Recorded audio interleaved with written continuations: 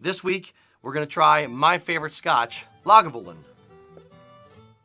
Ta-da! Exhibit A. Exactly. So we're going to get some reaction shots, or some reaction, audio and shots of Eric, and we're going to pour a wee dram for Lucas as well, and we're going to see what happens, how they feel about Lagavulin. And I'm not going to really talk about how it tastes before we actually pour this out. Here's the disclaimer. We know nothing. We are Scotch novices. I know what I like, but I don't know the right way to do things. You don't know if it's art. We don't know. Yeah, I can't tell if it's great or horrendous. I just know what I like. So Eric and Lucas are actually even more novice than me at drinking Scotch. They're not particularly huge fans. They imbibe on occasion, but you don't have a. I haven't figured out if I can afford to be a big fan yet. I'm trying to. I need to set a budget goal for my Scotch habit. I think there's some in the low end that are still reasonably good. Did you see that? What was the whiskey that just went up for auction? No. It was 1926. Lucas, do you remember the full name of it? It was something 1926 because it was put into the vat in 1926 and aged for 60 years, and it just sold at auction for like $80,000 or something ridiculous. That's more than our budget. Amazing. Yeah. However, to drink said Scotch, we need the proper glasses for the occasion. Okay. So we had. Ooh. I don't know if you guys can see that. We actually had Here, do this. The Glencairn glass done with our logo on it, just for fun, something to do around the shop. So we're gonna do a little bit of a whiskey tasting, or Scotch tasting, excuse me.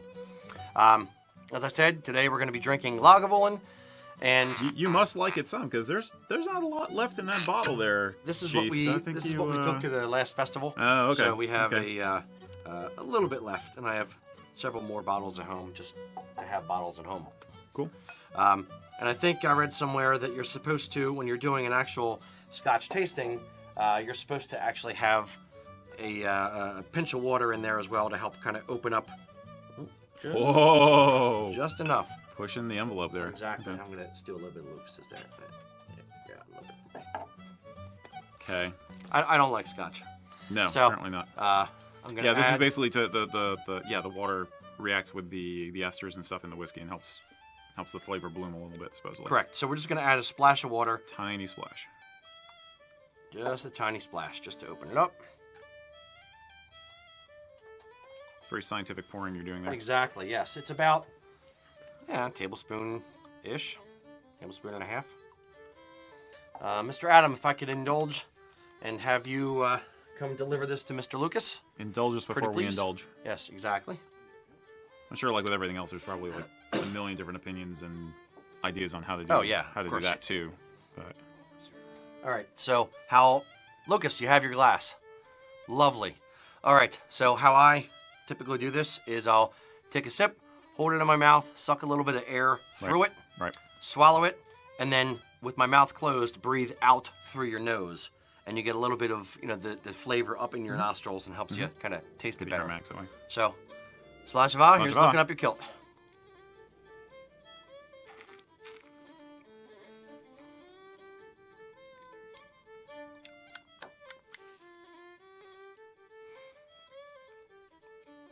So what do you think? I think I need to try it again for science.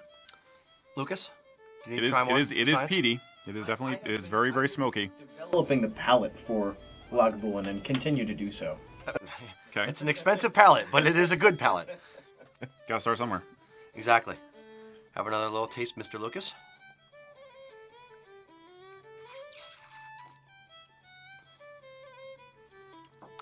And I'll also point out that we forgot to nose it before we. I did. Drink it. Okay. Well, on camera. I just dive straight in. Lagavulin done. Okay. All right. Reactions. Eric. It is very smoky. It is definitely smoky. That's what came through the most for me. It is peaty. I may have tasted something that's a little peatier, but I couldn't tell you what, because it's just like somebody handed it to me. Even in my story, like people handing me Scotch at campfires and stuff. It's kind of like, oh, okay, that's great, thanks. What is it? It's because it's 2 in the morning and they don't know the name either. But and they've had a few themselves. But yeah, I do like the smokiness. I guess that's supposed to be typical of The Isla Scotch stuff. is correct. Okay. Correct. Okay. That's cool. Lucas? I'm enjoying it. I guess all whiskey tastes warm in a sense. But yeah, no, very very nice. Like I said, I'm still developing the palate. Bringing in a little bit of the air into the palate really helps. That's important with tasting anything. That makes it very different. Yeah. Yeah, and I started the. I've not done any like official Scotch. I've never been to a Scotch tasting, so I don't know what I'm doing. But I kind of discovered by accident breathing out through the nose thing really helps. You know, just it stays there and it sits, and you just smell it for a few minutes afterwards. So if you have a good Scotch and you enjoy it, it's actually pretty cool. There's a little bit of a caramelly note. Yes, I'm I picking have up on.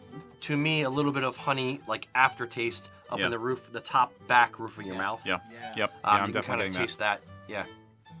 Any more thoughts, Lucas, on the Scotch that tastes like a burned down house? Yeah, the with honey in it. Now with honey. Now with honey. Yeah, no, it's great. Yeah, the honey taste is definitely there. Trying to think of what would pair nicely with this to eat. Steak. Steak. Absolutely. A lot of steak. Yeah. Okay. It makes me want my pipe. Oh. Honestly. Yeah. There you go. Although I've recently read that you should not what they call wet smoke. You should not drink and smoke at the same time. That actually increases your cancer risk. Really? Pipe smoking is actually the safest form of smoking you can do, and for some stats, it's actually beneficial compared to even not smoking, apparently. But don't quote me on that yet. But the one of the main things that they said is it was You hear it was that, a talk- kids? Take up smoking pipes. Only a pipe. Everything else will kill you. But basically, yeah, the risk of cancer from pipe Carcinogens. smoke is it's the heat. It's the heat coming off of it.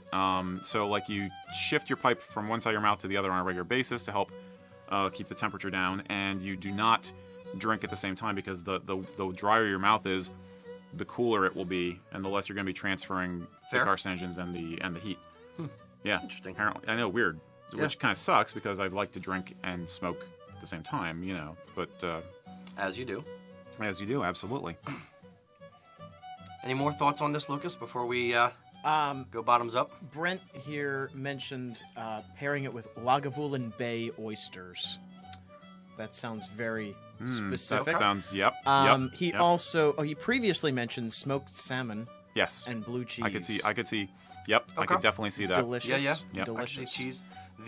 I am not a fish or seafood eater. I agree with the But- salmon. Yeah. I'll give you that. Absolutely. Oh, now, yeah, capers and Delicious. Can you guys do a cooking show next time? well, we are gonna bring haggis on the show at some At point. some point. Yep. We got to figure out how we're going to cook it and get it here to be able to eat it. That's an honest, like, I think we could figure it out. I think we could cook it and then keep it warm in a crock pot can or you something. microwave haggis? I wouldn't recommend it. Well, you can microwave anything. It's a question of whether you want to eat it afterwards.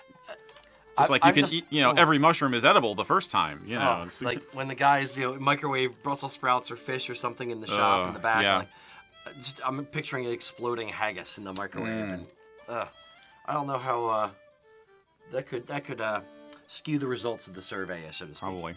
Yes, but we're gonna try doing this quintessential Scottish and Irish stuff. So we're gonna bring on like And Welsh. and Welsh. We can bring on neeps and tatties or something. We can bring on haggis. We can bring on different types of scotches. We can bring on iron brew. We can bring on a bunch of different quintessential Irish and Scottish and Welsh foods, and just give our reactions to it. So Cool. Cool. Yep. Very All right, good. Let's turn off the camera now and just keep drinking. That's it. Yep. Short show. Thanks, Bye.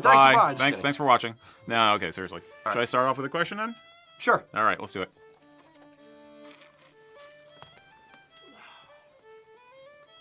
We cannot waste good scotch. It is. I am finding the palate is easier to decipher the longer I'm drinking it. Actually, the more it calms down. And it kind of just it sits there, and that's the reason why I like the reason why I like good scotch like Lagavulin is it just literally just sits in your mouth, and I feel like I'm getting my money's worth out of it. It's just it's there. Oh, yeah. And if you don't eat or drink anything afterwards, you'll be tasting it 20 minutes later. And it's also why it tastes well, it tastes better the more you drink it for alcohol reasons. Yeah, that's a different paradigm, but it's after you've taken the first few sips, that's what's the base layer in your mouth. right.